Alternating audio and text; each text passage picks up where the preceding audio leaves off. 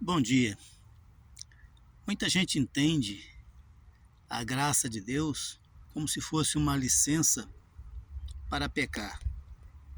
Porque Paulo disse em Romanos, onde o pecado abundou, superabundou a graça.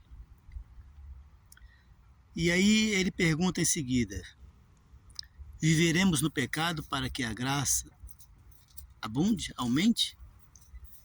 De modo nenhum, disse ele. Então, a graça não é uma licença para pecar. Muita gente tem aí vivido em pecado e acha que dizer, olha, agora estou debaixo da graça, não estou mais debaixo da lei, não tenho que cumprir os mandamentos, está tudo bem. Não é assim. Os mandamentos de Deus continuam sendo válidos. A ideia não é que você vai ser salvo por não cumprir a lei e vai ser salvo pela graça. Não é isso. Tá? A ideia é que ninguém pode cumprir os mandamentos.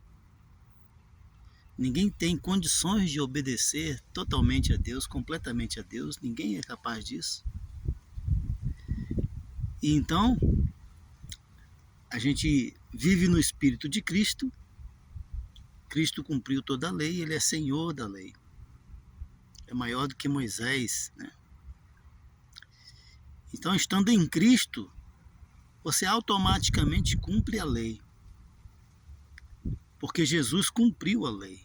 Ele é Senhor da lei, né? Então, viver em Cristo, você vai, na graça de Cristo, quer dizer que você vai mais longe do que a lei. Então, você vivendo em Cristo, você vivendo debaixo da graça de Cristo, você não fica nem abaixo da lei, nem à margem da lei, nem acima da lei, nem fora da lei. Mas você vai além da lei. Vou te dar um exemplo. Paulo diz em Efésios 4:28: aquele que furtava, não furte mais, antes trabalhe com as mãos fazendo o que é bom, para que tenha o que repartir com aquele que tem necessidade. Você entendeu o espírito da coisa? A lei dizia simplesmente não furtarás, não roubarás. Se você não roubasse, está tudo certo. Se você não furtasse nada, não subtraísse nada de ninguém, estava tudo certo.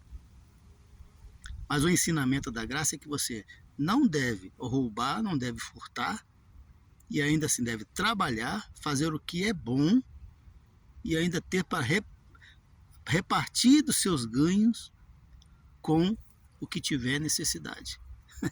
Você entendeu o espírito da coisa? A graça ela vai mais longe. Ela vai mais além. Não fique só limitado naquilo, não faça isso, não faça aquilo. A pessoa se torna, por exemplo, nesse exemplo do furtar, se transforma de um subtraidor a um provedor. Entende? Esse é o espírito da coisa.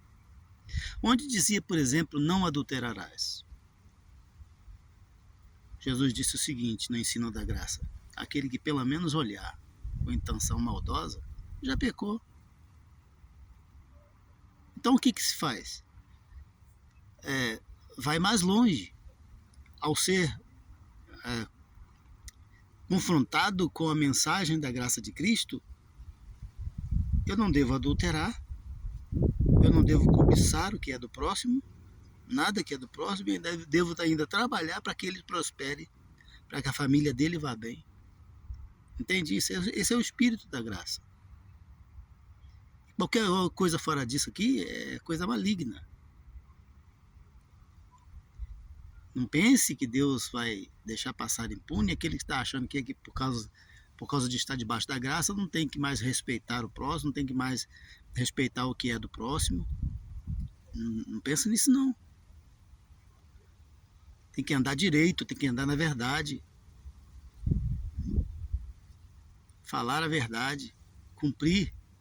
É isso que é o ensinamento da graça. Queria deixar essa reflexão para você e que Deus te abençoe. Um bom dia, um bom feriado.